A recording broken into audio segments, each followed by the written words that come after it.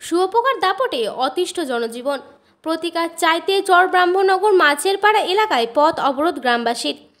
রবিবার ছুটির দিন সকাল 9টা থেকে সকাল 10টা প্রায় 1 ঘন্টা ধরে পথ অবরোধে সামিল হন চর মাঝদিয়া চরব্রাহ্মণনগর গ্রাম পঞ্চায়েতের চরব্রাহ্মণনগর মাছের পাড়ার বাসিন্দারা।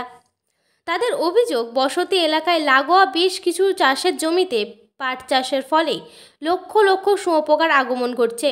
সেই শুয়োপোকার ক্রমশ জমি থেকে রাস্তায়, এমনকি বাড়িতে শোয়ার ঘর, রান্নাঘর ও খাবারের মধ্যে প্রবেশ করায় অতিষ্ঠ হয়ে উঠছে জনজীবন।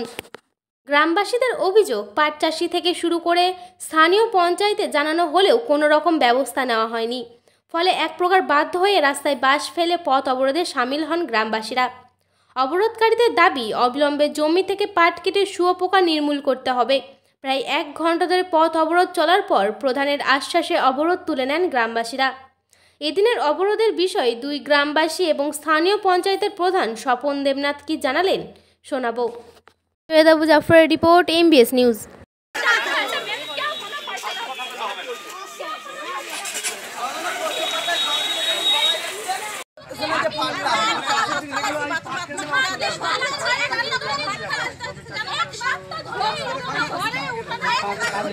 পাট আছে, রবার আছে, ভজনের আছে, গণ্যগড়ের গীতা পিসির আছে, ওই পাড়া জয়দেবের আছে, তারপরে এই জায়গায় যে নিমায়ের আছে, অমলের আছে।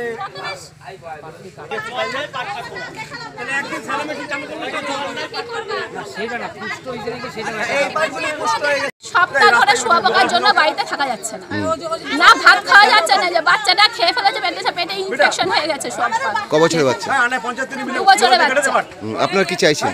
আমরা চাইছি এই পাটের যাতে শুয়োপোকা বাড়িতে না আসে, একটা ফসল করে পাট পুষ্ট হয়ে গেছে, পাট কেটে দিক, নাহলে ওষুধ দিক, যাই হোক সমাধান করুন। আমাদের দাবি পাট কাটুক, নাহলে ওষুধ দিক, নাহলে আমরা কিচ্ছু করতে পারছি না। ভাত রান্না করছি, ভাতের আইতে শুয়োপোকা, ডিম ভেজেছি কালকে, ডিম ভাজার মধ্যে শুয়োপোকা, তাহলে এরকম করে আমরা কি করে থাকবো? কত লোক বসবাস করে এখানে? আমাদের এখানে অনেক ঘর আছে, আমাদের সবারই একই প্রবলেম। এখানে সব দেখুন, মেয়ে ছেলেরা আছে, মা বোনেরা আছে, পাট কাটতে হবে, ব্যাস এইটাই দাবি, আর কিচ্ছু না। কি নাম তোমার? আমার নাম সুধীর সরকার। অবরোধটা গতকাল আমার অবগত হয়েছে এবং আজকে সকালবেলা শুনলাম যে এরকম ব্যাপার। এখানকার কিছু বাসিন্দা, বিশেষ করে পাট চাষের উপর, পাট গাছের উপর একটা শুয়োপোকা, মানে এটা শুধু আমাদের চরমাঝদিয়ায় না, বিভিন্ন অঞ্চলে, নবদ্বীপ ব্লকের বিভিন্ন প্রান্তেই এই শুয়োপোকার সেটা হয়েছে উপদ্রব। ঘটনা হচ্ছে এখানকার এলাকার কিছু মানুষ তারা অবরোধ করেছে এর কারণে, যাতে এটা সমস্যা সমাধান। আমরা এসেছি, আমরা তাদের সাথে কথা বলছি, সাধারণ মানুষের সাথে কথা বলছি, যাতে কীভাবে সমস্যার সমাধান করা যায় সেই চেষ্টা আমরা অবশ্যই করব। আমরা খুব তাড়াতাড়ি এটা সমস্যার সমাধান করার চেষ্টা করব। এটা কোন অঞ্চল?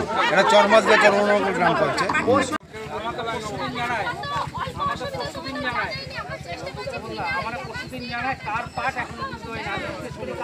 আমি এখন বর্তমানে আমার পঞ্চায়েত থেকে মাইকিং করবো, যে সমস্ত পাট চাষিরা না হলে